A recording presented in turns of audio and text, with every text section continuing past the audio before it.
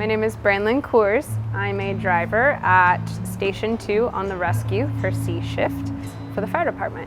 I stumbled from thing to thing and felt lost, and I ran into an Austin firefighter and I told him, man, that's the coolest job ever. I would love to be a firefighter. And he said, well, why not? I said, I'm too small, I can't do it. And he said, no, you're not. You go for it. And I took one class and I fell in love with it. When we're here, this is our home. We're here for 24 hours, so you eat, sleep, shower here. I know they say like much of your life is spent sleeping. A third of my life is spent here at the fire station, and it's actually a lot of your life and adds up. So you have your family here and you have your family at home. It's fun. It's really nice because I work with a lot of great people. It's nice being able to work with a lot of people that you can trust and depend on.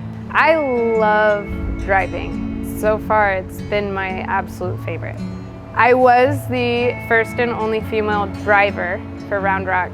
So I had been here for 6 years. It was actually my first time to test.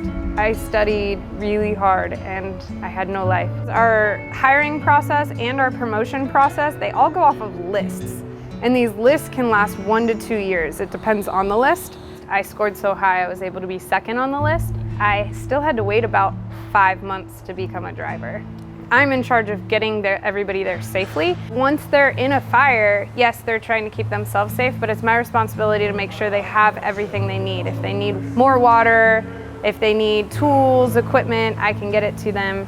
Driving the fire truck it's fun and scary. It's a lot of responsibility, but it's one of the best things in my life.